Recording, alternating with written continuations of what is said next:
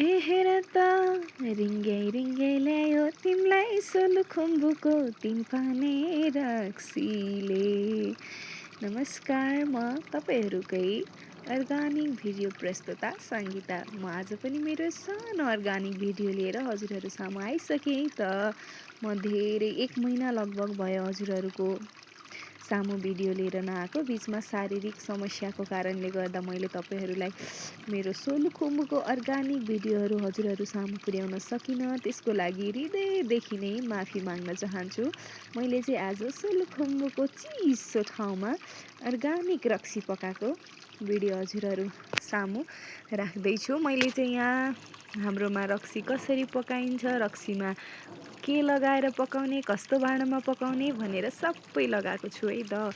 पहिला चाहिँ तामाको भाँडामा चाहिँ रक्सी पकायो भने एकदम राम्रो हुन्छ भन्ने थियो होइन। हाम्रोमा नि थियो तामाको भाँडा चाहिँ छ पनि। अनि अहिले चिसोको बेलामा चाहिँ त्यो चाहिँ नतात्ने भयो कि तात्न बढी समय लाग्ने भएर अहिले चाहिँ हामी यो हिउँदा बेलामा चाहिँ यो सिलावरकै भाँडा युज गरेर पकाउँछौँ। पहिला चाहिँ तामाकै भाँडामा पकाउने गर्थ्यौँ। हाम्रोमा चाहिँ कोदो र चामल मिक्स भएको जाँडको रक्सी पकाउँछौँ होइन। अनि यो रक्सीले चाहिँ टाउको दुख्दैन भन्छन्। अब हामी खाइने भएन, खानेहरूले चाहिँ ओहो यहाँ पकाएको रक्सीले त टाउकै दुख्दैन, एकदम अर्गानिक भनेर भन्नुहुन्छ। अनि हाम्रो चाहिँ काममध्येको एउटा काम चाहिँ रक्सी पकाउने पनि हो कि। अनि मैले पनि आज ओहो धेरै पछि अब अलिअलि सन्चो भयो नि त, त्यही भएर ल आज चाहिँ रक्सी पकाइदिउँ न त भनेर अनि एउटा सानो भिडियो पनि बनाऊँ न त भनेर बनाएको। तर यो के अरे यो भिडियो बनाउँदा चाहिँ एकैछिनमा बसाउँथे जस्तो लाग्थ्यो। आज त म रक्सी बसाउने प्रोसेस देखेर म आफै दङ्ग परेँ। पहिला भाँडा मस्का, त्यसपछि आगो फुक, अनि त्यसको भाँडा बसाल, त्यसमा जाँड लगेर हाल, प्लस पानी मिसा, त्यसपछि पैनी राख, त्यसपछि त्यो भित्रको नानी राख, पानी लगाएर त्यसमा त्यो नानीमा चाहिँ 2-3 बोतल भने चाहिँ 1 बोतल जति पानी लगाएर राख्नुपर्छ। अनि चाहिँ रक्सी पकाइन्छ होइन।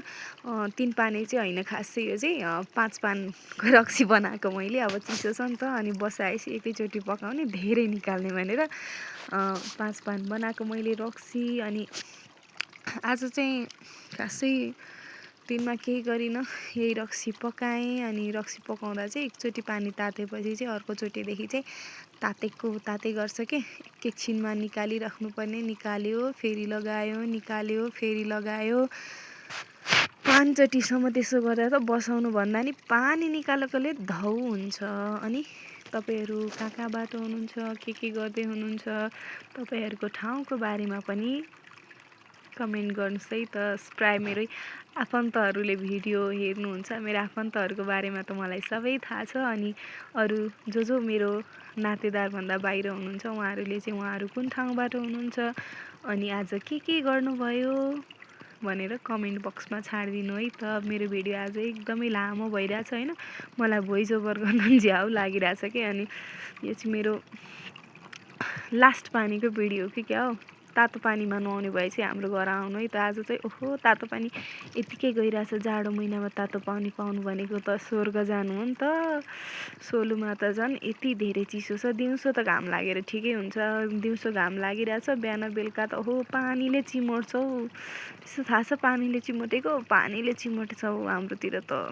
अनि लुगा धो तातो पानी, अनि भाँडा धो तातो पानी। हाम्रो रक्सी पकाउनुको मेन उद्देश्य भनेको चाहिँ अहिले रक्सी नभएर तातो पानी हो कि। तातो पानीमा यसरी तातो पानी भाँडामा लायो, अनि त्यसपछि बाहिर निकालेर सरफमा भिजाउनुपर्छ। सोलुखुम्बुमा मैला परेको लुगा त चैट सफा भइहाल्छ। मेरो आजको दिन चाहिँ यही रक्सी पकाएँ, लुगासुगा धोएँ, यही पानीले नुहाइ गरेँ, यसरी बित्यो। हजुरहरूको दिन कसरी बित्यो, सबैजनाले माया गर्नुहुन्छ भने आश छ, अनि माया पनि गरिदिनुहोस् भन्दै म मेरो आजको भिडियो यही समाप्त गर्दै गएँ ल। अनि अर्को भिडियो छिट्टै पनि लिएर आउने बाचा पनि गर्छु। बाई।